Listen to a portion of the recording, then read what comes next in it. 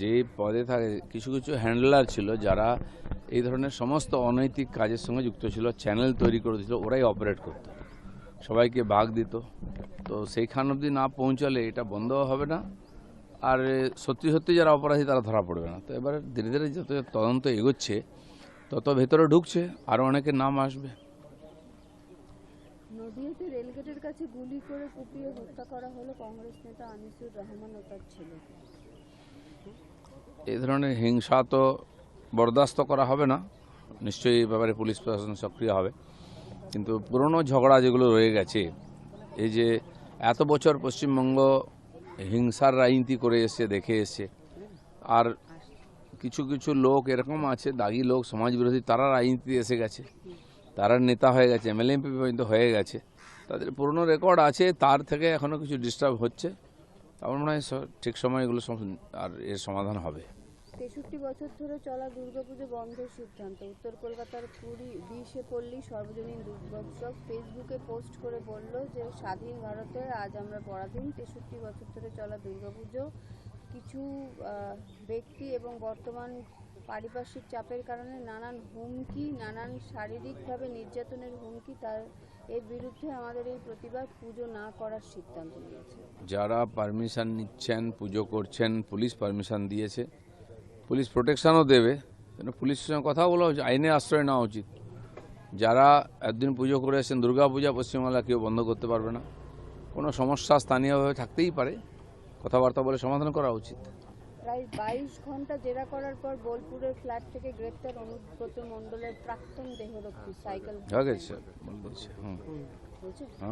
দিল্লিতে ককরোচ জনতা পার্টির আন্দোলনে যোগ দেয়া এবং স্কুলের অব্যবস্থা প্রশাসনকে জানিয়ে দেব, এই কথা বলার জন্য এক আন্দোলনকারীর বাবাকে পিটিয়ে খুনের অভিযোগ বিজেপির বিরুদ্ধে উঠছে। অভিযোগ আসতেই পারে, সরকারের দায়িত্ব এই ধরনের বিষয়ে তদন্ত করা, আর যারা দোষী ব্যক্তি তাদেরকে সাজা দেওয়া। নিশ্চয়ই সেটা হবে। আজ থেকে জনগণনা শুরু হলো বাড়ি বাড়ি গিয়ে গিয়ে। অলরেডি 1 তারিখ থেকে শুরু হয়ে গেছে সেলফ এনুমেরেশন, আমরাও করেছি। এবার 15 তারিখের পরে বাড়ি বাড়ি গিয়ে বাকি তথ্য আনা হবে। যারা করে নিয়েছেন তাদের কাজ এগিয়ে গেছে, 31টা প্রশ্নের উত্তর তারা দিয়ে দিয়েছেন অনলাইনে, বাকি তথ্য তারা নিয়ে নেবেন। আর যারা করেননি তাদের তো ওরা থেকেই করতে হবে, সময় লাগবে। যাতে সময় কম লাগে সেই জন্য সরকার আপিল করেছিল 15 দিন নিজেরা স্বগণনা করে নিন। তো যারা করেছেন তাদের কাজ এগিয়ে গেছে। ডেকার্স লেনে ভেঙে পড়লো বাড়ি। এই বাড়িতেই চলে পানশালা এবং রেস্তোরাঁ। ছুটির দিন বা ড্রাই ডে না থাকলে মৃত্যুর মিছিল হতে পারে। কোথায় ওটা? এটা হচ্ছে ডেকার্স লেন, ধর্মতলায়। এরকম কলকাতার পুরনো বাড়ি একটা সমস্যা, আর সেখানে বহু মানুষ থাকছেন, বললেও তারা সরছেন না। আর বিশেষ করে এই বৃষ্টির সময় প্রত্যেক বছরই এটা হয়, অত্যাধিক বৃষ্টি হলে জল ঢুকে যায় ভেতরে, তার নরম হয়ে যায়, কিছু কিছু বাড়ি ভাঙে। তো আমার মনে হয় কর্পোরেশনের এই ব্যাপারে সতর্ক হওয়া উচিত, আর একটু কড়াকড়ি করা উচিত, নাহলে জীবনহানি হবে। আর এই ধরনের পুরনো অবৈধ বাড়ি পড়ে আছে, যেখানে মানুষ থাকে না, সেখানে এই ধরনের অবৈধ ক্রিয়াকলাপ চলে, জুয়ো, গাঁজা, মদ, সাট্টার, সেগুলোও সতর্ক থেকে সমাধান করা উচিত, নাহলে ওরাও মরে যাবে যারা ওখানে থাকছে অবৈধভাবে। তো এটা একটা বড় সমস্যা, এর সমাধানের চিন্তা করা উচিত। আচ্ছা, একটা সিঙ্গেল রুম একটু হয়, আবার সিঙ্গল সেটা না उनके नाम बहुत जगह सरकारी कर्मचारी भी भ्रष्टाचार में लिप्त है, उसमें पुलिस है और लैंड डिपार्टमेंट के ऑफिसर हैं और अलग अलग डिपार्टमेंट के हैं। तो अभी बहुत सारा तथ्य हमारे सामने आ रहा है, इसका इंक्वायरी भी हो रही है। बीरभूम जिला गरीब इसलिए है कि वहाँ नेता लोग लूटते थे, 100 करोड़ का मालिक हैं सब, और वो जो हैंडल करते थे सहगल जैसा लोग, ये हैंडलर थे, ये सारे कुछ कलेक्शन करके देते थे, सारे नेताओं के साथ जान पहचान। और जितनी अपराध वहाँ होती है, जहाँ से भी पैसा आता है, चाहे गाय की तस्करी हो, पत्थर खादान हो, कोयला खादान हो, बालू खादान हो, जहाँ से अनैतिक धन आता था सब जगह उनका संपर्क है। वही लोग संपर्क करते थे और चैनल बना के अब धीरे धीरे सब उजागर हो रहा है, आगे भी होगा, सबका निपटारा होगा। तो कल प्रधानमंत्री ने लाल किले से बताया कि 35% जो रिजर्वेशन है महिलाओं के लिए, उसके समर्थन में आइए। विरोधियों पार्टियों से उन्होंने अपील की है। उन्होंने कहा है कि अगर ये होता है तो आज महिलाएं भी आगे बढ़ेंगी। नहीं, महिला सशक्तिकरण के लिए बहुत सारा प्रावधान रखा गया, कानून भी बनाया गया। हमारे यहाँ पंचायत में, म्यूनिसिपैलिटी में तो लागू हो गया है, चलता है।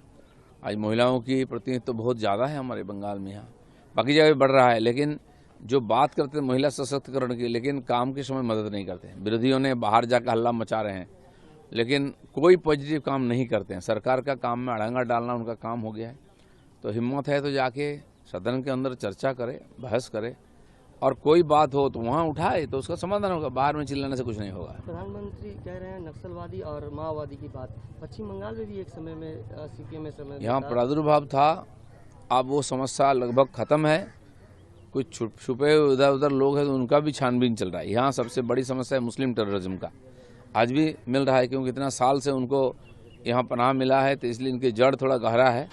लेकिन सरकार बदलने के बाद तुरंत कार्रवाई शुरू हुआ है और धीरे धीरे इसका समाधान होगा। वंदे मातरम गान अब कांग्रेस भी देख रहे हैं लोकसभा में और पार्लियामेंट में जगह पे गा रही है। हिंदुस्तान के हर नागरिक को वंदे मातरम गाना चाहिए, और कुछ लोग विरोध करते नहीं गाते, इसलिए कानून बनाया गया है। अब तो उसका व्यवस्था भी हो जाएगा। अगर कोई विरोध करेगा, नहीं गाएगा भी, तो सरकार उसका विरोध व्यवस्था करेगा। महुआ मित्रों ने घर खाली करने का आदेश जो मिला है, वो अभी लेटर लिखी है स्पीकर को, ओम बिरला को। इस तरह का काम उनके साथ किया जा रहा है, जो कि घर खाली करने को भी पड़ रहा है। देखिए, इसके पहले भी उनके साथ हुआ है, मेंबरशिप कैंसिल हुआ है। हमेशा कुछ ना कुछ ज़्यादा पॉपुलर बनने के लिए ऐसा काम करते हैं जो कानून व्यवस्था के खिलाफ है। तो उसके लिए व्यवस्था है। अगर पार्लियामेंट के मेंबर हैं, उनको थोड़ा इतने सिस्टम में रहना चाहिए।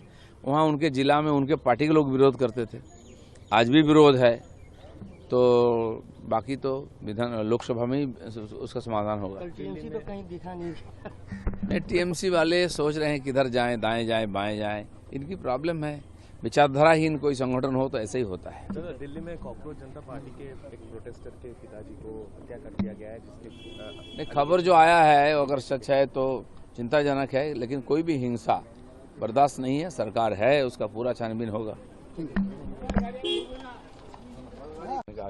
যে পদে থাকে কিছু কিছু হ্যান্ডলার ছিল যারা এই ধরনের সমস্ত অনৈতিক কাজের সঙ্গে যুক্ত ছিল, চ্যানেল তৈরি করে দিয়েছিল, ওরাই অপারেট করত, সবাইকে ভাগ দিত। তো সেইখান অবধি না পৌঁছালে এটা বন্ধ হবে না, আর সত্যি সত্যি যারা অপরাধী তারা ধরা পড়বে না। তো এবারে ধীরে ধীরে যত তদন্ত এগোচ্ছে তত ভেতরে ঢুকছে, আরও অনেকের নাম আসবে। নদিয়াতে রেলগেটের কাছে গুলি করে কুপিয়ে হত্যা করা হলো কংগ্রেস নেতা আনিসুর রহমান ও তার ছেলেকে। এই ধরনের হিংসা তো বরদাস্ত করা হবে না, নিশ্চয়ই এই ব্যাপারে পুলিশ প্রশাসন সক্রিয় হবে। কিন্তু পুরনো ঝগড়া যেগুলো রয়ে গেছে, এই যে এত বছর পশ্চিমবঙ্গ হিংসার রাজনীতি করে এসছে, দেখে এসছে, আর কিছু কিছু লোক এরকম আছে, দাগি লোক, সমাজ বিরোধী, তারা রাজনীতিতে এসে গেছে, তারা নেতা হয়ে গেছে, এমএলএ এমপি পর্যন্ত হয়ে গেছে, তাদের পুরনো রেকর্ড আছে, তার থেকে এখনও কিছু ডিস্টার্ব হচ্ছে। আমার মনে হয় ঠিক সময় এগুলো আর এর সমাধান হবে।